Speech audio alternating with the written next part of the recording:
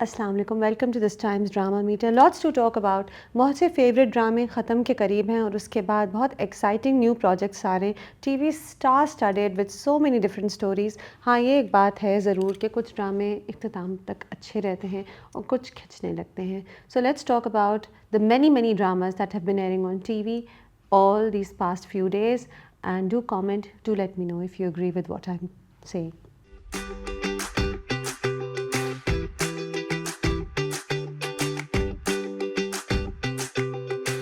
पामाल की बात करते हैं। एपिसोड 15, 16, 17। जब तक आप ये रिव्यू देखेंगे एपिसोड 18 भी आपने देख लिया होगा। तो Pamaal as it progresses you can tell कि जो हमने इनिशियली सोचा था कि एक औरत की कहानी है कि शादी की मुश्किलात की शादी है, ये एक बात नहीं है। सिर्फ शादी की मुश्किलात की कहानी नहीं है, ये एक जर्नी है। और एपिसोड 17 देखकर जिसके एंड में रज़ा बीमार हो रहा है और बहुत प्रोनाउंस बीमार हो रहा है, आपको पता चल रहा है कि एक आदमी है जिसकी तबीयत ख़राब हो रही है। तो एपिसोड 17 के एंड पे मैं ये सोच रही थी कि ये इतनी इंटेलिजेंट स्क्रिप्ट है। I mean I have to compliment writer Zanjabeel Asim Shah here.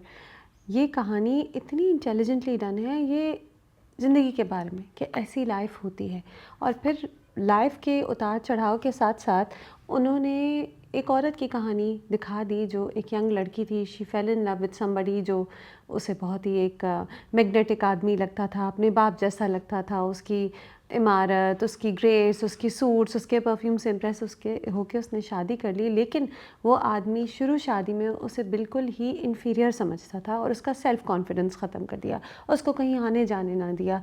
हत्ता कि उसकी जो वो एक स्मॉल वे ऑफ अर्निंग थी कि वो राइटिंग थी, वो भी ख़त्म कर दी।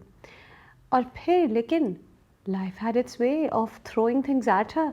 और फिर एक वक्त आया जब उसे ख़ुद खड़ा होना पड़ा। उस आदमी ने उसे कॉन्फिडेंस ही नहीं दिया था, ना उसे इतना ख़ुद एतमाद बनाया, ना उसे इंडिपेंडेंट इतना बनाया कि वो अपने पैसे कमा सके। कि उसने कहा मैं तुम्हारा ख्याल रखूँगा, मैं तुम्हारे साथ रहूँगा। लेकिन फिर वो जेल चला गया। लेकिन अब वो बीमार है और मलिका को खड़ा होना पड़ा है।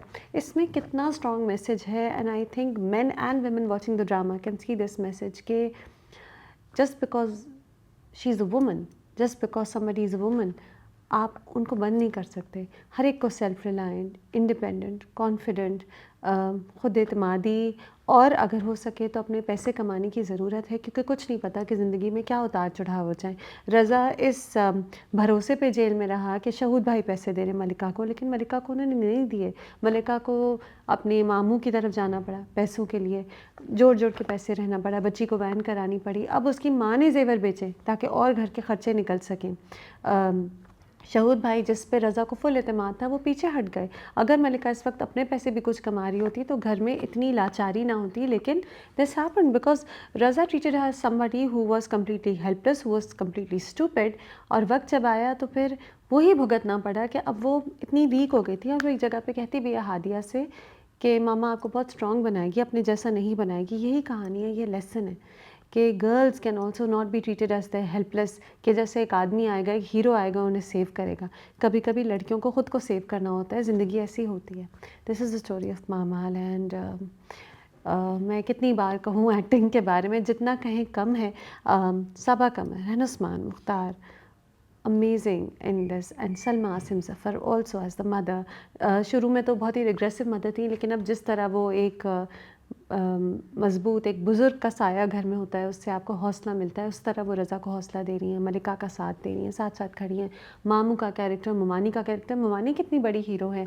She is constantly sacrificing, she is sacrificing the security fund because she knows कि इस वक्त मलिका को ज़रूरत है। उफ़ नहीं करती वो, थोड़ी सी शायद शक्ल पे कहीं परेशानी आएगी, लेकिन generally she is a good woman, बड़ी नेक औरत है मलिका की मुमानी। तो उस्मान मुख्तार और सबा कमर की मैं बात कर रही थी। सबा कमर तो she effortlessly slips into a role, she is a complete natural and कहीं लगता ही नहीं है एक्टिंग हो रही है, she just slips into it. And Usman Mukhtar, what an effortless actor he is. तो अब रज़ा की एक पर्सनालिटी में चेंज आया है, कंधों पे ऐसे लगता है एक बोझ है, बड़ी मुश्किल से बुखार संभालते संभालते दर दर के ठोकरें खा रहे हैं, सैलरी अपनी निकलवाने की कोशिश कर रहे हैं, लोगों की मदद चाह रहे हैं। दिल बहुत टूटा है कि भाई जो था, जिस भाई पे पूरा पूरा एतमाद था, वो पीछे हट गया मुश्किल वक्त पे। और कहता भी है ना कि भाई आपने तो अदालतें इससे पहले कि मुझे जज करती हैं, आपने ही जज कर दिया। और मेरे इस दुनिया में तुम्हारे अलावा कोई नहीं, वो मलिका को कहता है, वो इतना हेल्पलेस फील कर रहा है। और अपने भाई को फिर एक पॉइंट पे आके कहता है, and I love that scene, जहाँ उस्मान मुख्तार का कैरेक्टर अदनान जाफ़र के घर जाते हैं, अपने बड़े भाई के घर जाते हैं और कहते हैं कि आपने तो मुझे अकेला ही छोड़ दिया, आपने कैसे मुझे अकेला छोड़ दिया भाई। और बस वो सारी बातें, कोई 6-7 डायलॉग थे, कोई बहुत लंबा नहीं खिंचा था। अगेन आई लव दैट कि लंबा नहीं खिंचा। आई लव दैट कि म्यूज़िक के साथ अदनान जाफ़र की शक्ल पे परेशानी, उस्मान की शक्ल में आंसू, इस तरह का कोई ड्रामाईपन नहीं था। उसने जाके अपने भाई को जो बातें की, we were all nodding and saying yes yes that's right. So I love that and Usman's performance. तो अब कंधे झुक रहे हैं, बोझ है, कमाई का बोझ है, बच्ची से बहुत प्यार करता है, बच्ची को चीज़ें सारी देनी, उसका दिल चाह रहा है जिस तरह बच्ची को और मलका को पहले लग्जरी में रहता था, उसका दिल चाह रहा है कि अभी भी कोई कमी ना आए बच्ची की खुशियों में, उसकी बर्थडे पार्टी में, everything. But how can he manage, he is feeling all this pressure. फिर मलिका के मामू से मदद ले रहा है, माँ से मदद ले रहा है, क्योंकि अब कोई ऑप्शन नहीं रहा। वो जो सारी पहले का जो एक तकब्बुर था, एक एरोगेंस थी कि मैं हूँ और कोई मुझसे ना पूछे और मुझे ये नहीं अच्छा लगता, मुझे वो नहीं अच्छा लगता, वक्त के साथ साथ किस्मत ने ऐसी ऐसी चीज़ें दिखाई कि all that is broken now and he is looking ill. तो रज़ा इस वक्त बीमार है, तो वाकई उस्मान मुख्तार की शक्ल पे हल्के आ रहे हैं, एग्जॉस्टेड है। एपिसोड 18 तो मैंने अभी नहीं देखा, but I saw the preview और उसमें यही था कि ट्यूमर है और लिवर पे ट्यूमर है। तो when it's a tumour, when it's a cancerous tumour, शक्ल एकदम से ढलक जाती है, शक्ल पे थकन और एक अजीब एग्जॉस्शन आ जाती है। और वाकई रज़ा की जो अब शक्ल है इस वक्त ड्रामे में, यही लग रहा है कि एक आदमी है, बड़ी मुश्किल से अपनी तबीयत को संभाल के हिम्मत करके चल रहा है, लेकिन अंदर कोई तकलीफ़ है। And I think there is absolutely no makeup being used है, बल्कि आई थिंक अगर मेकअप यूज़ हुआ है तो they've used it to make him look worse. ये हल्के जो हैं आँखों के नीचे इतने गहरे गहरे हैं, बिल्कुल जैसे बीमार होता है कोई। Amazing performance and great storytelling, very important message in this story. And Pamaal is आधी तो हो गई होंगी किस्तें, एपिसोड 17 मैंने देख लिया है और कोई एक पॉइंट नहीं आया जहाँ मुझे लगा कि ड्रामा ड्रैग कर रहा है या ड्रामा बोरिंग है। बहुत ही अच्छा ड्रामा है and exceptional acting, exceptional narration, 5 out of 5। अब जिनकी शादी उनकी शादी की बात करते हैं, completely different flavour of drama. और उसी दिन आता है जिस दिन पामाल आता है, बिरयानी आता है, मुख्तलिफ ड्रामे, सावल यारपी आता है, तो एक ही टाइम स्लॉट पे आपको कितने डिफरेंट फ्लेवर्स मिल रहे हैं। सो एनीवे, जिनकी शादी उनकी शादी, episode 23, 24 and the second last episode 25। जब तक आप ये रिव्यू देखेंगे आप लास्ट एपिसोड देख चुके होंगे। This drama has wrapped up so neatly and in such a timely way. Last week जब मैं रिव्यू कर रही थी, जब मुझे पता नहीं था कि ड्रामा ख़त्म होने वाला है, तो मैं कह रही थी कि ये तो बार बार हो सकता है कि नादिया और उसकी अम्मी कोई गेम करें आज़र के साथ, फिर कोई मसला हो और पहेली ना सॉल्व हो, फिर कोशिश करें वो कोई मसला करने की, नादिया और फरीदा आंटी, फिर सही पहेली ना सॉल्व हो और खुशी और अली के भी सीन्स खिंचते रहें। ये बहुत बार होता है ड्रामों में कि सीन्स रेपिटेशन पे आते हैं, खिंचते रहते हैं, खिंचे जाते हैं। जिनकी शादी उनकी शादी में नहीं हुआ।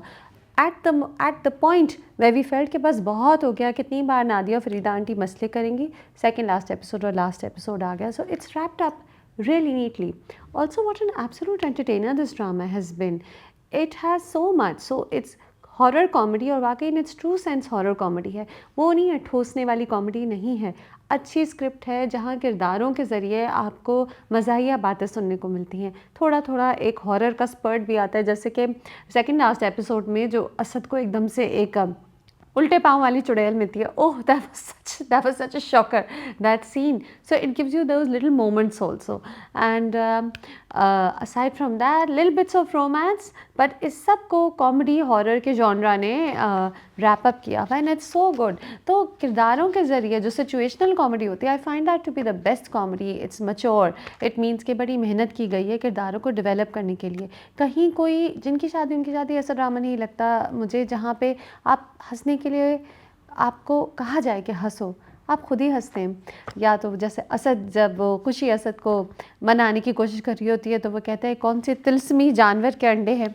या फरीदा आंटी जब वापस आती है उनके घर तो कहती हैं ज़ारा मैं तुम्हारा कौरमा मिस कर रही थी, मुझे ख्वाब में आया था। It is it's really funny and फिर चमकी जो है वो बड़ी परेशान है खुशी के लिए कि जाजिम मेरी बहन को छोड़ेगा नहीं, तो कहती है कि मैं 150 साल से उसे पाल रही हूँ, 10 किलो मिठाई खिलाती थी उसे, उसके बाद बेकार कराती। तो comic moments, constant comic moments. And then of course Ali और नादिया का scene, Wahaj Ali and Rumaisa Khan having a ball playing the part, जहाँ अली पे वो जादू हुआ है, जादू का कड़ा है, उसके बाद जादू हो गया और वो बेबी एंड लव और जानू कह कह के उसके आगे पीछे फिर रहा है, शक्ल पे अजीब है कि नो गूफी सी शक्ल हुई हुई है, like he is completely love struck. So ऐसा जादू हुआ कड़े का। फिर एकदम से कड़े का मैजिक कम होता तो वो कहते हैं तुम यहाँ कैसे आई, फिर नादिया कड़े को हिलाती, फिर जादू हो जाता।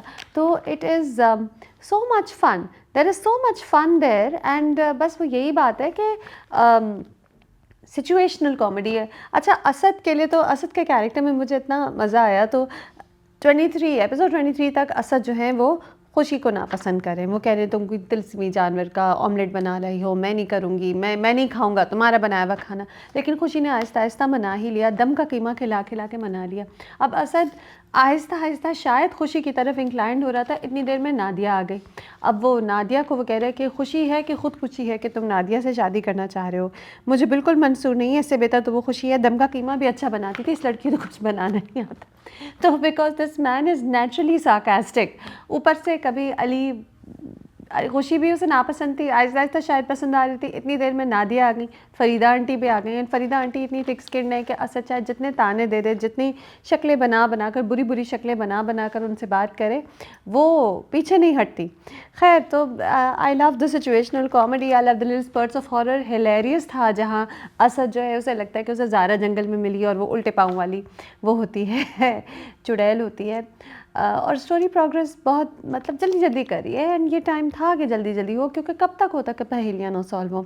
नादिया और उसकी अम्मी वाकई जीनियस हैं जो उन्होंने इतनी मुश्किल पहेलियाँ सॉल्व कर ली, और अब खंजर आ गया। आखिरी किस्त जो आप देख चुके होंगे, जब तक ये रिव्यू आएगा, I am sure it's going to be really action packed and everybody is performing so well. I mean, I have to say I am so glad Wahaj Ali did this drama. Wahaj Ali को हम एक पर्टिकुलर कैरेक्टर में पिछले 2-3 ड्रामों से देख रहे थे, and this is a complete flip. This is reminding us of Wahaj's previous roles. He's very good at playing the lovable hero, the young boy in love, and he's done a great job here. सहर खान के लिए इतना अच्छा change था क्योंकि इससे पहले था तनमन नीलो नील जो हैवी था, and so this is completely different. It's fun. I have loved Arsalan Nasir in this drama because Arsalan, I feel, is very talented, but he is somebody also I know जो wait करेंगे अच्छे role के लिए, and he deserved a character like this where he is a central character. Sidra Niazi has done so well in this drama because she acts so well, she says her lines with such innocence. Zaara की एक भोलपन है, एक अच्छाई है अंदर से, और comic lines भी ज़ारा इतने मज़े मज़े से कहती है। और फरीदा आंटी बार बार कहती रहती है ना, तुम इतनी प्यारी हो, मेरा कोई बेटा होता मैं उससे तुम्हारी शादी करा देती। बार बार उनका दिल चाहता है कि बस उनका कोई बेटा होता, ज़ारा उनकी बहू होती। And then of course Rumaisa Khan has been so good in this drama. वो नादिया का जो ओवर कॉन्फिडेंस है, जो उसका मजाक करने का तरीका है, जो उसकी टिकटॉक ऑब्सेशन थी, great. Nadia fun in a really good role. I have truly enjoyed Farida aunty, completely एक क्रेजी औरत जो उनके घर में आके मसले क्रिएट करती है. Syed Jibran so good as Azar, Tamkinat as Chamki, and then of course Irfan Motiwala as Changez Chacha has also been so good. तो बस जिनकी शादी उनकी शादी बहुत वेल नरेटेड है. इसकी ख़ास बात यह है, ये ड्रामा बार बार 6 एपिसोड आगे बढ़ सकता था, जहाँ फरीदा आंटी मसला करती, फिर वो सॉल्व होता, फिर कुछ मसला होता, फिर वो सॉल्व होता. सही टाइम पर ख़त्म हो गया. And I expect nothing less when it's a Saifi Hassan directed drama. Saifi Hassan is so exceptional. He's so good at directing. He's so true to his narration. कभी कभी मैं उनसे बात करती हूँ कि हाँ ड्रामे खिंचते हैं, तो उन्होंने हमेशा मुझे उन्होंने कहा कि नहीं, मेरे साथ ऐसे नहीं होता कि मेरा ड्रामा खिंचे. और जिनकी शादी उनकी शादी देखते हुए मुझे बार बार उनकी बात याद आ रही थी कि हाँ उनके साथ ये नहीं होता. So really, very enjoyable. I've had a great time watching this drama. I've been laughing every Monday, Tuesday when I've seen जिनकी शादी उनकी शादी. 5 out of 5. Sharpasand episode 15 and 16. इस पिछले हफ्ते शरपसंद ने हमें कुछ ऐसे सीन्स दिए हैं जहाँ हमने खूब तालियां बजाई, और हमारे अंदर की जो एक एंजाइटी थी कुछ कैरेक्टर्स, कुछ विलन्स के ख़िलाफ़, वो हमारी कुछ कम हुई. तो एक फेवरेट सीन था जहाँ सनम के घर में फ़रासत अली आ जाते हैं क्योंकि दरवाज़ा खुला हुआ होता है। सनम जो है वो अपनी कोवर्कर से बात कर रही होती है तैमूर से, और जब फ़रासत अली आते हैं तो सनम ठीक ठाक उन्हें डांटती है कि आपकी हिम्मत कैसे हुई, आप मेरे घर में कैसे आए, एंड गेट आउट, और खूब बेइज्जती करके निकलती है। और फिर फ़रासत अली बाहर आके रो रहे होते हैं। जो सनम कहती, जिस तरह उन्हें डांटती है, उफ़ सच अ चार्ज सीन, इतना मज़ा आया क्योंकि हम सब दिल से फ़रासत अली से सारी बातें कहना चाहते हैं। इस पॉइंट पे we hate him, what a nuisance this man is, कितना ईवल है, कितना विलन है। तो जो सब सनम ने कहा वो सब हम भी सनम के साथ हाँ बिल्कुल कह रहे थे। And great performance by Hareem Farooq, through and through, very natural, not over done at all. जो रो रही है सनम, जो उसके सारे पेन हैं, अब अकेला फील कर रही है, लेकिन एक लड़की है जिसे वो चाहती है उसका मियाँ ठीक हो जाए, वो उसे बार बार वॉइस नोट्स देके कह रही कि फिदा अब तुम ठीक हो जाओ। तो I loved Hareem Farooq's performance throughout, लेकिन my favourite Hareem Farooq scene in episode 15 was जहाँ पे फ़रासत अली को खरी खरी सुना देती है और घर से निकलने को कहती है। ऑफ कोर्स उसके बाद फ़रासत अली जब घर के बाहर खड़े होते हैं और अपने आंसू पोंछ रहे होते हैं तो वो कहते हैं अब मैं इस बेइज्जती का तुमसे बदला लूँगा और पूरी उम्र तुम भुगतोगी, सारी उम्र पछताओगी तुम। Very scary. खैर, एक और फेवरेट सीन था जहाँ पे शमा आंटी जाती हैं फ़रासत अली के घर और वो देती हैं मिठाई, हमाद की मंगनी की, बात पक्की हुई है मेरे बेटे की। और ये मिठाई की वजह जो है वो तब बताती हैं जब वो ईमान के सामने होती हैं और ईमान को मिठाई खिला रही होती हैं। She looks her in the eye, थोड़ी आंखें नैरो होती हैं क्योंकि ये उनका बदला है इस वक्त इस लड़की से, और बताती हैं। अगेन एक्सेलेंट सीन, बिकॉज ईमान इतनी ईवल है, हम चाहते हैं कि वो तड़पे, हम चाहते हैं उसे तकलीफ़, और यहाँ उसे होती है। वो कमरा बंद कर लेती है, रोती है, मिठाई थूक लेती है। Again excellent scene, once again what a smash hit scene it was. मज़ा आया देखने में। हाँ, उसके बाद क्योंकि ईमान फ़रासत अली की बेटी है तो टेंशन दी गई। ईमान ने जो हमाद को वॉइस नोट्स भेजे कि मैं छोड़ूंगी नहीं और हफ्सा का अलग बदला होगा, तुम्हारा अलग बदला होगा, तुम्हारी माँ को जहर पिला देती, क्या कुछ जो कहा ईमान ने। तो उसके साथ साथ एक म्यूज़िक आई कह रही सी, तो आपको हुआ कि नहीं ये कुछ गलत ना कर दे। और वैसे भी हफ्सा कह ही रही थी ना कि अगर मैं हमाद से शादी कर लूँगी तो ये लोग तो मुझे छोड़ेंगे नहीं। वो डर गई है फ़रासत अली के घर के लोगों से, और वो कितने ईवल हो सकते हैं, कितने वो झूठे और मकार हो सकते हैं, उससे वो डर गई है। तो यहाँ पे वो रोती है तो आपको ये एकदम से डर लगा कि कहीं ये कुछ और ना कर लें, क्योंकि ये फैमिली अपने बदले लेने में हारने वाली तो नहीं है। Anyways, these were great scenes, memorable scenes.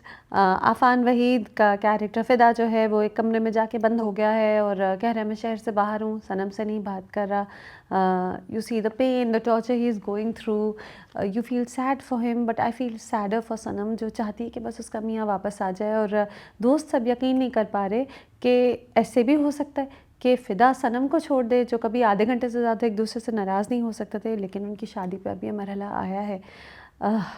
खैर, एंड शाज़मेन, तो आप उधर देखते हैं कि तारिक जो है वो जेल में है और वो कहता है एक बात, अगेन गुड डायलॉग, कि बग़ैर मुझसे पूछे, बग़ैर मेरी बातों को सुने, बग़ैर ये सुने कि मैं वो हूँ, बेगुनाह हूँ, मुझे जज कर लिया और मेरे पे इंक्वायरी लगा दी, और तब मुझे तुम्हारा ख़्याल आया कि कैसे मैंने तुम्हें जज कर लिया था और तुम्हारी बातें नहीं सुनी थी। तो दैट हिट हार्ड। लेकिन बात यह है शाज़मीन के मसले तो चल ही रहे हैं। अब उसकी खाला उसके घर आ गई हैं, साथ एक मेड है, क्या वो मेड सही होगी, वो कौन होगी, we don't know where that will go. But Shazmeen का ट्रैक भी कॉन्स्टेंटली इंटरेस्टिंग है। Most interesting about Sharpasand, aside from the performances तो बहुत ही अच्छी हैं, but also it's different tracks. तो हालांकि मुख्तलिफ ट्रैक्स में इस वक्त बहुत टेंशन वाले हालात हैं। फ़िदा और सनम का तो फुल टेंशन चल रहा है। अभी हफ्सा और हमाद की मंगनी is a good point, we like that. But दूसरी तरफ शाज़मीन का बहुत एक डिफ़िकल्ट टाइम चल रहा है। What is lovely is that the story goes in different directions. तो आप बेसिकली 3 घरों बल्कि 4 घरों की कहानी, फ़रासत अली की भी कहानी देख रहे हैं। नोमान एजाज तो हैं ही बहुत ही एक्टर एक्स्ट्रॉर्डिनर, लेकिन साथ साथ नादिया अफ़ग़न की एक्टिंग इतनी अच्छी है इधर, शी इज़ ऑल्सो एक्सेप्शनल। वो जो ईमान अपने आप को कमरे में बंद कर लेती है और फिर कमरा खुलता है तो ईमान को मारती है, हर चीज़ इतनी नेचुरल है, हर बातचीत सब कुछ इतना नेचुरल है। एंड बस शरपसंद देखने में बहुत मज़ा आता है। It's a great drama to watch. 5 out of 5। Case number 9, episode 19 and 20। और कुछ मेमोरेबल सीन्स हैं जो याद रह गए, जो इम्पैक्टफुल भी थे। एक तो वो था जब इंस्पेक्टर शफीक रिश्वत ले लेते हैं कामरान से, रिश्वत नहीं शाजिया के लिए पेमेंट लेते हैं 50 लाख की, और फिर वो और उनके साथी गाड़ी में भंगड़ा डाल रहे होते हैं, तो ईवल पुलिस वाले रिश्वत लेके खुशी मना रहे हैं। अच्छा सीन है। गौहर रशीद एक्टिंग ये इतनी अच्छी करते हैं, he is very good as a villain, he is a very good actor, even not as a villain he is great, but he is playing the character very well in case number 9। And दूसरी तरफ एक और scene था कामरान और अली का, तो फैसल कुरैशी और अली रहमान ख़ान का, जहाँ कामरान को कामरान जो है वो अली को कह देता है कि हाँ मैंने किया था, मैंने I don't regret doing what I did to Sehar, यही पाउडर रूम में। एंड कितना गुस्सा आता है अली को जब वो सब सुनता है। अब कामरान को पता चल गया कि अली जो है वो सहर का एक्स हस्बैंड है, तो वो उसे बेसिकली उसके पास आया और उससे बात कर रहा है इस बारे में, उससे कन्फ्रंट कर रहा है। तो ये सीन भी बहुत अच्छा था। अगेन आपको एक झलक आती है कि कामरान कितना ईवल है, और कामरान को कोई अफसोस नहीं है जो उसने किया है। ठीक है वो फंस गया है, उसे गुस्सा है कि सहर ने उसे फंसाया, लेकिन उसे अफसोस नहीं है कि उसके साथ क्या हुआ है। So that is something that was a strong scene. That scene reminded you कि कामरान को हम कितना हेट करते हैं। हाँ हम उसे हेट करते हैं, बट हम कितना हेट करते हैं, वो कितना ईवल है, वो कितना डिज़र्विंग है पनिशमेंट के लिए। एक औरत की ज़िंदगी, उसके माँ बाप रो रहे हैं, तकलीफ़ में है, और दूसरी तरफ ये एक आदमी, इसकी एरोगेंस ही नहीं टूटती। रोहित की तरफ कहानी थोड़ी सी जाती है कि रोहित जो है उसने इनकार कर दिया है कोर्ट में जाने से। जब रोहित कोर्ट में आएगा तब कहानी डेफिनेटली न्यू ट्विस्ट्स पे आएगी। इसी तरह नौकरों का बीनिश बार बार ना सवाल जवाब में कंफ्यूज करने की कोशिश करी। That was also interesting. What's great about case number 9 is that बड़े इंटेलिजेंटली राइटर ने शाजिब खानज़ादा ने रिकग्नाइज़ किया है कि सिर्फ अगर कोर्ट दिखाते रहते और लॉज बताते रहते और कोर्ट ट्रायल ही चलता रहता तो कहानी ड्राई हो जाती। तो फ़ौरन कोर्ट के अलावा कहानी घरों में भी जाती है, जैसे कि जो ऑफिस में जाती है, जैसे कि जो पूरा पार्ट था कि अली को पकड़ा गया, अली ऑफिस का सीन था, उसके बाद कामरान के घर में बुखारी साहब और कामरान का जो वो है को वर्कर जो है वो सब बैठे हुए हैं और वो कोशिश कर रहे हैं कि अली उससे पैसे लेके उसकी साइड पे आ जाए और सहर के ख़िलाफ़ काम करे। इसी तरह जो शाज़िया का पूरा सीन था, एक औरत को प्लांट किया गया। अच्छा शाज़िया का सीन भी बहुत इंटरेस्टिंग था, and again it offered you a change from the court room. तो एक औरत को प्लांट किया गया कि सहर को फंसाया जाए, और सहर तकरीबन फंस गई थी। वो पूरे पार्ट्स इतने इंटरेस्टिंग थे। फिर सस्पेंस बिल्ड हुआ, सहर तकरीबन फंस गई है और वह अली का फ़ोन नहीं उठा रही। मनीषा ने वीडियोस अपलोड पे लगा दी हैं, लेकिन इंटरनेट स्लो है तो अभी तक अपलोड नहीं हुई। तो अली बार बार फ़ोन कर रहा है, सहर नहीं उठा रही, आपको टेंशन हो रही है, उफ़ ये फ़ोन उठा ले, उफ़ ये बच जाए, ये फंस जाएगी। फिर फाइनली अली जो है वो सहर के भाई के थ्रू मैसेज देता है कि शाज़िया वाली वीडियो ना निकालना। So that was good. एक फ्लॉ इसमें आया कि शाज़िया का नाम तो अली को नहीं पता था, तो उसने क्यों कहा शाज़िया वाली वीडियो। अगर वो कह देता उस औरत वाली वीडियो का कैसे पता चला अली को। वो ये नहीं कह सकता था कि एक औरत है, उसको ट्रस्ट ना करना जो तुम्हारे पास आ रही थी। ये एक मुझे मैं कंफ्यूज हुई कि अली को तो नहीं पता कि शाज़िया ने कोई वीडियो रिकॉर्ड की है, क्या उसने गेस कर लिया। regardless you know that was a good scene, that was very very good because वो सस्पेंस बिल्ड होके फिर हमने सांस भरी कि हाँ सहर बच गई, अली ने बचा लिया। I'd like to say Saba Qamar ज़ुमान and Faisal Qureshi are amazing, and of course the lawyers are amazing, everybody is performing so well. जब ये ड्रामा मैंने देखा तो I felt the need to see more of Ali Rahman Khan on TV also. He's a very good actor. He performs every role with a lot of sincerity. यहाँ भी completely believable as a good ex-husband जो कोशिश कर रहा है कि जो उसने गुनाह किए उसकी किसी तरह वो एक बदला दे दे और किसी तरह से सहर को बचा ले, सहर की हेल्प कर दे इस कोर्ट रूम केस में। तो I feel that Ali Rahman Khan should be seen more on TV, and case number 9 हमें दिखाता है कि yes we need to see more of him, and of course can't wait for more of case number 9, extremely interesting. We need more dramas like this definitely on TV. 5 out of 5. Jama Taksim episode 23 and 24 always giving you so much to talk about, so much to think about, and review करने से पहले मैं सोच रही थी कि जमा तकसीम बेसिकली बहुत से इंडिविजुअल्स की कहानी है, इंसानों की कहानी है। इंसान फ्लॉड होते हैं, उनमें गलतियाँ होती हैं, उनमें अच्छाई करने की भी बहुत सलाहियत होती है और बुराई करने की भी, और यही है कैस और लैला की फ़ैमिली। अब इस पॉइंट पे हम इन सब की अच्छाइयाँ और बुराइयाँ जानते हैं, हम इनकी वीकनेसेस जानते हैं, हम कुछ हद तक समझ गए हैं कि कैसे इंडिविजुअल्स हैं। जैसे कैस और लैला, कैस तो बिल्कुल परफेक्ट नहीं है, कैस में है वो एक जरासीम है कि कभी कभी वो बदतमीज़ी कर लेगा लैला के माँ बाप से, लेकिन वो जैसे वो कहते हैं आंटी बस आपकी आपकी वजह से सब होता है, पता नहीं इस तरह का कोई वर्ड यूज़ करता है, लैला की माँ से ऊंची आवाज़ में बात करता है, लेकिन उसके फ़ौरन बाद वो अपनी गलती समझ लेता है, सॉरी कहता है। That's important, I like that, because वैसे तो हम चाहते हैं कि वो ना करे ऐसी कोई बात, क्योंकि लैला कभी बदतमीज़ी नहीं करती, वो अपनी बात बहुत तमीज़दारी के लहजे में करती है, लेकिन चाहते तो हम ये हैं कि कैस भी ऐसा हो, लेकिन कैस थोड़ा ज़्यादा फ्लॉड है, गलती वो अपनी पहचान जाता है, ये बहुत स्पेशल बात है। ऑल्सो कैस और लैला एक न्यूली मैरिड कपल है जो अपनी ज़िंदगी के मुख्तलिफ मरहलों से हो रहे हैं, जैसे कि by the end of episode 24 कैस को अपनी जॉब वापस मिल गई थी, लेकिन उससे पहले वो अनएम्प्लॉयड था और लैला काम पे जा रही थी। तो जब वो कहता है कि क्या सोचा कि हमें अपनी फैमिली स्टार्ट कर लेनी चाहिए, और अम्मी तो कहती हैं कि बच्चा जो है वो अपनी रिस्क खुद साथ लेके आता है, तो लैला वो कहती है जो हम सब सोच रहे थे कि जॉब है नहीं और तुम्हें बच्चे की पड़ी है, मैं प्रेग्नेंट होकर घर बैठ जाऊंगी तो घर कैसे चलेगा। Yes yes, we were thinking the same thing. तो ये बड़ा एक पॉइंटेड डायलॉग, बड़ी एक भड़ास निकली लैला की, उसे गुस्सा आया, फ्रस्ट्रेशन हुई, और फिर दोनों एक दूसरे को ब्लेम करे कि तुम आंटी की, तुम अपनी माँ की बात सुनते हो। नॉट आइडियल, बट ऐसे ही होता है, ये इंडिविजुअल्स हैं, ये इंसान हैं, ये गलतियाँ करेंगे, एक दूसरे से लड़ाई भी करेंगे, लेकिन क्योंकि ये डीप डाउन अच्छे लोग हैं तो ये ठीक इवेंचुअली ठीक हो जाते हैं, सॉफ्ट हो जाते हैं, सॉरी कह देते हैं, अपनी गलती को पहचानते हैं और कोशिश करते हैं सब ठीक हो। फ़न सीन जहाँ जी वो कैस के अफेयर का समझते हैं, उसके माँ बाप के अफेयर है, कैस घर आता है, उसी वक्त उसे पता चला लैला प्रेग्नेंट है, उसी वक्त कैस को जॉब वापस मिली है, तो बड़े खुश खुश घर आ रहे हैं। फ़ौरन माँ एक थप्पड़ मारती है, कहती है हमने इस तरह तुम्हें रेज़ किया, और ये बाप कहते हैं कि ये बहुएँ जो हैं ये हमारी बेटियाँ हैं, हम ये बर्दाश्त नहीं करेंगे, और तुम्हारे भाई हमीद के ऊपर भी प्यार का भूत आया था, हमने मार मार के निकाला था, सब सुना देते हैं, उसकी कोई सिफारिश नहीं सुनते। और उसकी बहन जो है वो कह रही है हाथ पकड़ा हुआ था गैर लड़की के साथ, जी फिर लैला के पेरेंट्स भी आ जाते हैं, लैला तुम फ़ौरन यहाँ से चलो, ज़ूबिया कहती है। इट्स नाइस कि Laila stands by husband, she realises कि सब ओवर रिएक्ट करें। बड़ा कॉमिक सीन था, फ़नी था, the way they all attack Qais and they are willing to believe कि हाँ हाँ इसका तो एक्स्ट्रा मैरिटल अफेयर है।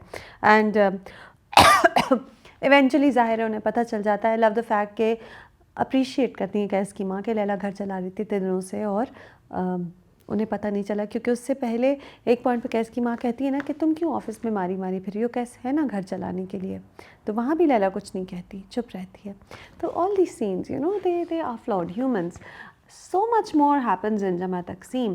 सो अगेन माओ की जो एक जर्नी है, आपस में दो मुख्तलिफ औरतें एकदम से एक दूसरे की इज़्ज़त करने लगी हैं, आहिस्ता आहिस्ता इज़्ज़त कर रही हैं, ज़्यादा एक दूसरे को पसंद नहीं करती लेकिन कुछ कुछ समझने लगी हैं, एक दूसरे को रिस्पेक्ट करने लगी हैं। जैसे कि आई फील कि ज़ूबिया अब शाहिदा जो इतनी अच्छी कुकिंग करती है उसको रिस्पेक्ट करती है, शायद शाहिदा दिल में कहीं डीप डाउन रियलाइज़ करने लगी है कि जो वर्किंग वुमेन हैं वो ऐसी नहीं है कि अपने घर को छोड़ दें, वो भी अच्छी होती हैं, वो भी अपनी फैमिली के बारे में केयर करती हैं। एक सीन जब वो पड़ोसन आती है और कहती है कि सास ससुर तो ऐसे होते हैं वैसे होते हैं, तो ज़ूबिया जैसे कहती है कि तुम्हारे माँ बाप जो हैं, तुम्हारे शौहर के माँ बाप जो हैं उनकी इज़्ज़त करो, जिस शख्स से तुम मोहब्बत करती है उसके माँ बाप की इज़्ज़त करो, एंड बड़ों की इज़्ज़त करो, बुज़ुर्गों की इज़्ज़त करो। एंड कैस की माँ सुन रही होती हैं और खुश हो रही होती हैं। You like that connection that's building amongst the parents. हाँ, एक कैरेक्टर जो ज़्यादा फ्लॉड ह्यूमन है इस ड्रामे में है वो है निगहत। निगहत के दिमाग जो हैं वो सीधे नहीं होते। अब वो मियाँ को इतना प्रेशर कर रही है, हमीद को पैसों के मामले में नहीं रियलाइज़ करी कि मियाँ कोई मसले में है। दूसरी तरफ ज़ीशान जो है उसने इतनी बड़ी गलती की है, ज़ीशान को थप्पड़ मारा, कहा मैंने तुम्हें कैसे रेज़ किया, लेकिन अब वापस वो अपने उसमें आ गई है जोन में कि तुम्हें क्या कमी है, सिद्रा क्यों नहीं तुमसे शादी करेगी, और अब वो चाह रही है ज़ीशान की सिद्रा से शादी हो, नहीं पहचान पा रही। यानी वो जो एक शर्मिंदगी है कि उनके बेटे ने ऐसी हरकतें की हैं, वो शर्मिंदगी इतनी भी नहीं है। वो समझती कि हाँ, जो बच्ची के साथ इतना बुरा हुआ है उसके बावजूद मैं अपने बेटे की उस बच्ची से शादी करा दूँगी, यही सोल्यूशन है। That's horrid.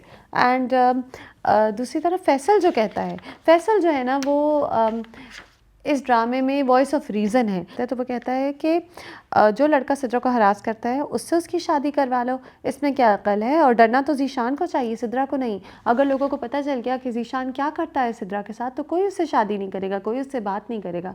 बिल्कुल सही सही बात सिद्रा फैसल कहता है। ये अलग बात है जो बड़े हैं घर में, जैसे कि फैसल की माँ एंड ऑफ कोर्स ज़ीशान की माँ, उन दोनों को ये बात समझ नहीं आती। उन्हें लगता है कि हाँ कज़न मैरिज ही ठीक है। शफ़क़ का scene, of so many scenes, Sarwat Nazir has done such a good job with this drama. Shafaq का सीन जहाँ वो अपनी माँ को कहती है कि कज़न मैरिज में बहुत से मसले हैं, और माँ कहती है कि नहीं हमेशा से होती आई है, तुम्हें क्या है? तो शीज़ लाइक अगर होती आई है उसका ये मतलब नहीं है फिर से हो, बीमारियाँ आती हैं कज़न मैरिज से, ज़रूरी नहीं है कि कज़न से ही शादी हो। तो ये बात अगेन कह दी। ये अलग बात है कि निखत को फ़िलहाल समझ नहीं आई, बट इतनी इंपॉर्टेंट बात टीवी ड्रामे जिसमें हर तरफ कज़न मैरिजेस होती हैं उसमें इतनी इंपॉर्टेंट बात कह देना, इट्स और ये बात लोगों को रजिस्टर करना कि this is not the only solution, it can lead to biological issues. अगर कॉन्स्टेंटली कज़न मैरिजेस हों, it can lead to a lot of genetic disease. तो ये बात करना बहुत इंपॉर्टेंट थी और चमन तकसीम ने कर डाली। मैं तो सोची थी कज़न मैरिज की तरफ क्यों जा रहा है ड्रामा, लेकिन जब उस बच्ची ने शफ़क़ ने ये बात कही तो आपने कहा शुक्र कोई इस तरफ इस बात को भी किसी ने एड्रेस किया कि they can be disease that can occur because of cousin marriages. And another part I loved was जहाँ वो कहती है, नुदत कहती है अपने माँ बाप से कि लैला कितनी चालाक है। एक ही जैसे दो एक के बाद एक वो ये बात करती है, लैला कितनी चालाक है, अपने माँ बाप को ले आई अपने घर। फिर कहती है कि इस्लामाबाद में मुझे आप लोगों की फ़िक्र रही, अगर मैं यहाँ होती तो मैं आप लोगों को अपने पास ले आती, आपको कैसे के घर ना आना पड़ता। तो उसका बाप कहता है फिर तुम्हारी सास भी कहती कि बहू चालाक है, अपनी अब्बा को घर ले आई। और वो कहती है आप तो बदले हुए लग रहे हैं। एकदम से वो रुक जाती है क्योंकि उसको आदत है कि वो भाभीयों की बुराई कर रहे हैं और माँ बाप सर हिलाएं कि हाँ बिल्कुल, she is use to being that sort of person की गीबत करे और माँ बाप गीबत में मिल जाएं। तो उसका बाप कहता है बदल नहीं गया, कुछ बातें समझ में आई हैं, हम दूसरों पे तनकीद करते हुए भूल जाते हैं कि कभी हम भी इसी मकाम पे थे, बात सोच समझ के करनी चाहिए। कैस के अब्बू तो वैसे ही हमारे हीरो हैं, ही इज़ द हीरो, हर बात सही सही बात करते हैं। कैस के अब्बू बहुत ही अच्छे हैं। जावेद शेख तो इतने अच्छे लग रहे हैं इस ड्रामे में, बहुत ही खूबसूरत लग रहे हैं। दूसरी तरफ इतनी सही सही बातें कैस के बाप कहने लगे हैं कि मज़ा आता है। दूसरी तरफ Deepak Parwani's character is also so good, so the men are more less emotional perhaps than the women, तो वो मज़ा आता है देखने में। जैसे कि वो जो पार्ट होता है जब कैस ज़ुबिया से बदतमीज़ी करता है तो ज़ुबिया बहुत गुस्से में है, लेकिन जो लैला का बाप है वो उसे समझाने लगता है कि नहीं नहीं इट्स ओके, दामाद है, उसे कोई परेशानी होगी, हमारे बेटों की तरह है। तो बाप जो है थोड़े कम इमोशनल हुए हैं, बट ग्रेट फ़न, जमा तकसीम ग्रेट फ़न। हर घर की यानी कि हमीद की कहानी, मजीद की कहानी और जी ये कैस और लैला की कहानी, माँ बाप की कहानी, इतनी सारी शाखें हैं इस ड्रामे की और सब इतनी अच्छी हैं। एंड सिद्रा जो है शायद she is in trouble again, there is this boy coming in from her father's office जो उसको अजीब नज़रों से देख रहा है। I wish things wouldn't happen, bad things wouldn't happen to Sidra. इतनी वो प्यारी सी मासूम सी बच्ची जो बड़ी मुश्किल से कॉन्फिडेंट हुई है हैदराबाद जाकर। Anyway, so great going. जमा तकसीम is a great watch through and through. 23rd और 24th एपिसोड हो गए, फिर भी हम हुक्ड हैं throughout, we are hooked. Exceptional ऐसे ड्रामे बहुत कम आते हैं टीवी पे और बहुत अच्छा लगता है इसे देख के, बहुत कुछ सोचने को मिलता है, बहुत कुछ डिस्कस करने को मिलता है, कभी आप बोर नहीं होते। 5 out of 5। मेरी ज़िंदगी है तो एपिसोड 7 और 8 हाँ ड्रामा है जिसमें एक टॉक्सिक हीरो अब आहिस्ता आहिस्ता अच्छा हो रहा है।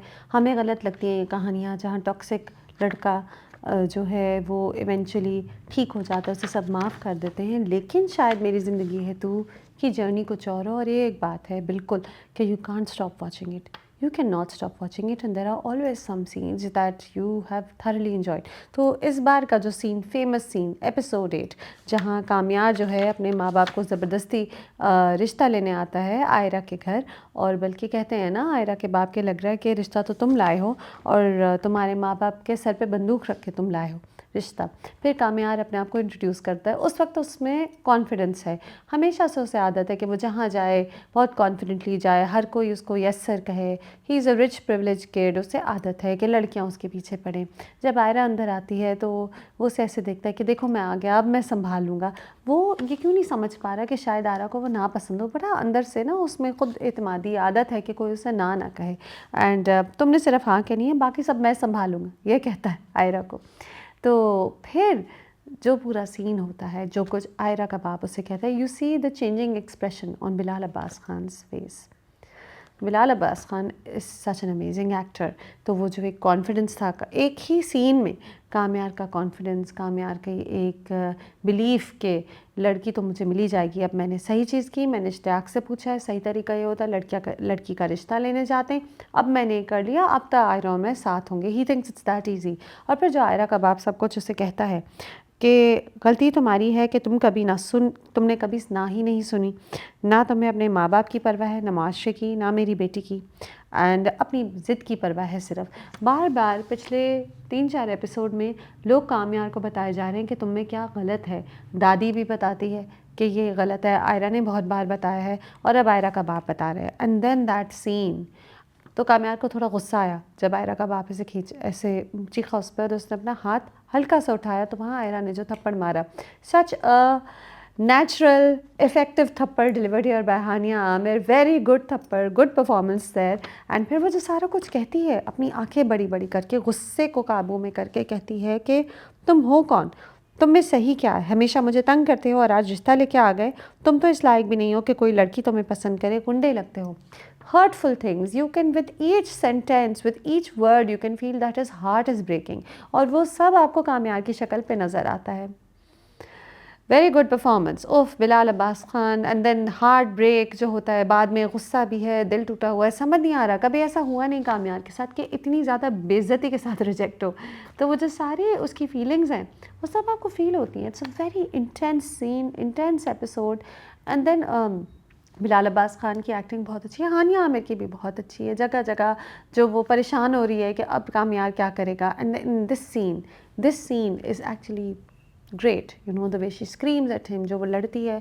हालांकि हमें पता है कि दिल में कहीं तो वो काम्यार को पसंद करने लगी है। जब रात होती है तो बार बार खिड़की से बाहर देखती है कि उसकी गाड़ी तो नहीं आई। शायद वो उसे पता नहीं है कि वो क्यों देखती है, क्या वो इस टेंशन में देखती है कि कहीं वो आ ना जाए, या कहीं दिल में उसके होप भी हो गई कि नहीं वो आएगा, ये हमें नहीं पता ऑब्वियसली। बट जाहिर है लव स्टोरी है तो Ayra will start liking Kamyar. मरहले हैं अभी लव स्टोरी में। I love the fact that Meri Zindagi Hai तो हमें एक फ्रेश सेट ऑफ पेरेंट्स दे रही है। It's great to see Ali Khan with Javeria Abbasi. ड्रामे में जब फ्रेश कास्टिंग होती है तो कहानी बिल्कुल डिफरेंट हो जाती है। जैसे कि अगर मेरी ज़िंदगी है तो में दानिश तैमूर होते तो हम कहते ये रोल तो हमने दानिश को बहुत बार करते हुए देखा हुआ है।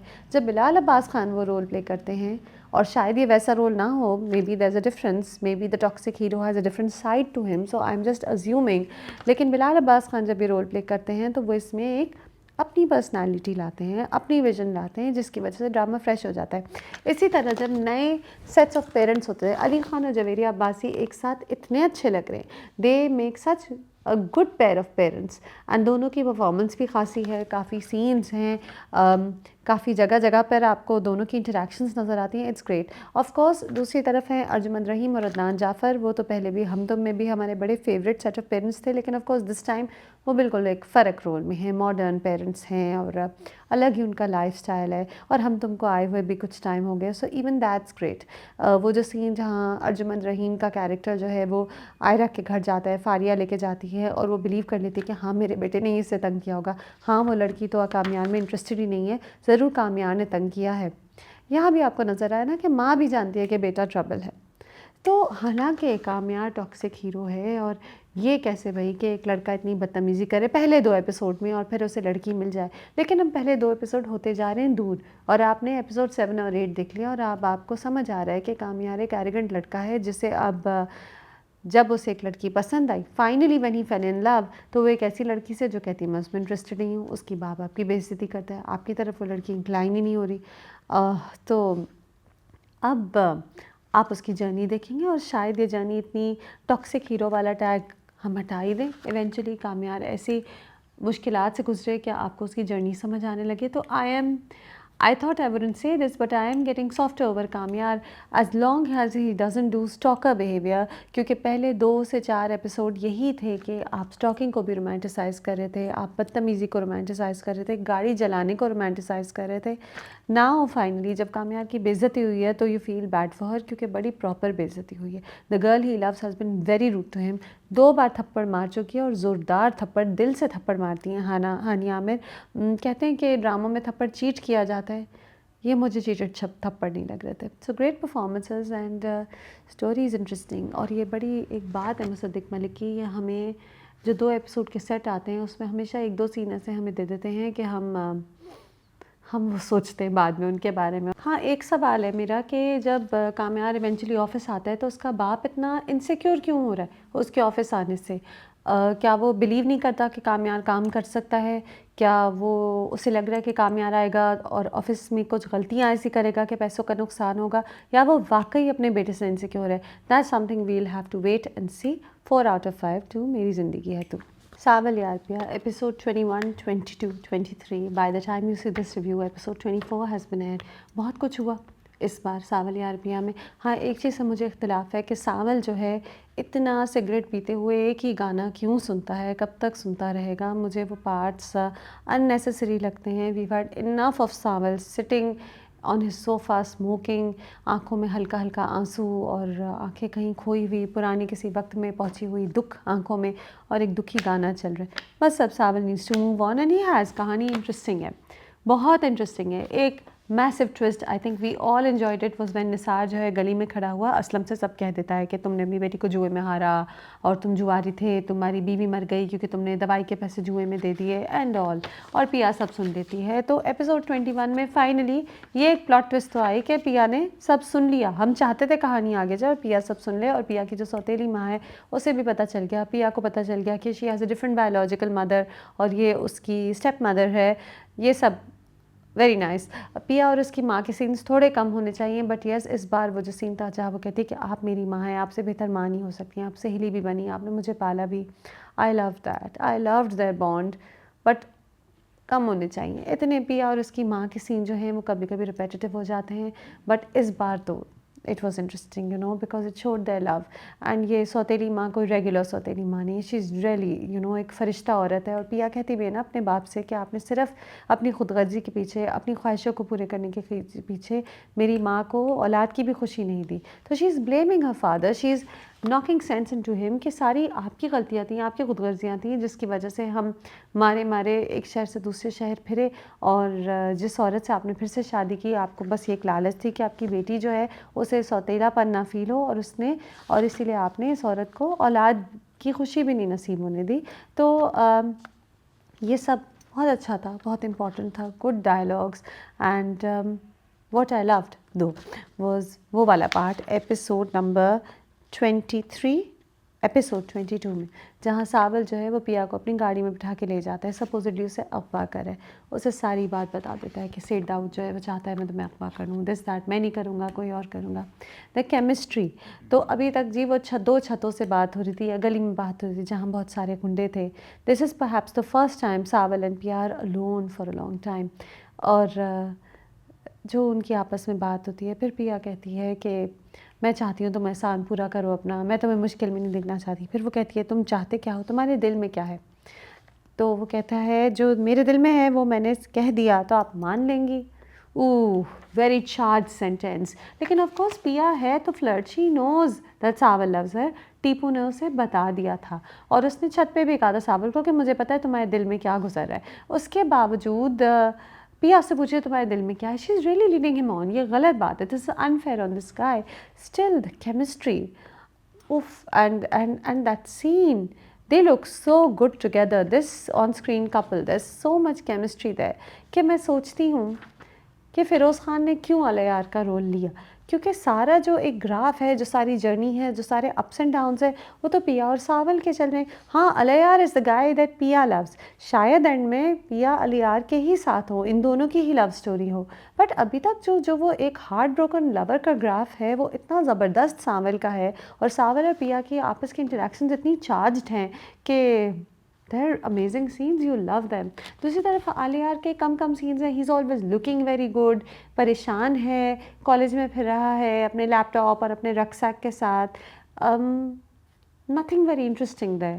और हाँ, एंड में एक इंटरेस्टिंग हुआ कि आलियार जो है वो छुप के पिया और सावल की बात सुन रहा है। तो आई माइट बी रॉन्ग, क्या पता आगे फ़िरोज़ ख़ान का ऐसा कोई सीन हो जो बहुत इंटरेस्टिंग हो। लेकिन एपिसोड 24 मैंने देख लिया और अभी तक फोकस सावल है, कहानी सावल की है। सेठ दाऊद सावल को मिसयूज़ करना चाह रहे हैं, पिया जो है उसकी सावल से बात होती है। सावल जो है वो असलम को बचाने की कोशिश करता है, असलम से डाँटें खाता है और फिर उसकी आँखों में आँसू, कभी गुस्सा, कभी आँसू, कभी अपने आप को बर्दाश्त करके सेठ दाऊद को कहना कि नहीं मैं आपका नमक खाया, मैं आपका साथ दूँगा। And Ahmed Ali Akbar of course is a remarkable performer, he is done a great job. मुझे दुर्र शाह सलीम की भी बहुत अच्छी परफॉर्मेंस लगी, जहाँ उन्होंने अपनी माँ से कहा कि मैं अपनी माँ का बदला लूँगी, कई लोगों ने मेरी माँ को मारा, मैं बदला लूँगी, वो जो रोती है जिस तरह, जो एक इनोसेंस है। I liked that scene. And then Saqib Sameer, Yasir नवाज़, एक से एक परफॉर्मेंस, अली ताहिर, एक से एक परफॉर्मेंसेस, अच्छी कहानी, अच्छी एक मसालेदार एक्शन पैक्ड कहानी। बस सावल ज़रा रोता हुआ गाना कम सुना करे सिगरेट पीते हुए, वो हमने बहुत बार देख ली। हमें पता है वो दुखी है, हमें पता है वो बहुत सारे उसके ऊपर एक पुरानी मोहब्बत का बोझ है उसके शोल्डर्स पे, जिसकी वजह से वो हमेशा गाना सुनता है, हमें पता है। तो ना we want him to do other things and I want more Saval and Pia scenes, really, that chemistry. I want to see more of that. 4 out of 5. That's it for this time. और review wrap up करके मैं सोच रही हूँ कि इस बार all the dramas I've talked about have gotten such high ratings and this is very genuine. इसमें कोई exaggeration नहीं है इन ratings में. Literally dramas that I watched this week, I love them all so much. मुझे इतना मैंने enjoy किया है इन सब को कि इतनी ही rating बनती थी, इतना ही मैं लुक फॉरवर्ड करती हूँ उनको, और आई थिंक आप सभी करते हैं। वाकई इतने डिफरेंट नैरेटिव्स, एक दिन में मुख्तलिफ चैनल्स पे 3 या 4 अच्छे ड्रामे आ रहे होते हैं और सब इतने अच्छे होते हैं कि आप एक ड्रामा देख रहे होते हैं। तो high ratings through out and that's great, isn't it? I hope it stage that way. Till next time.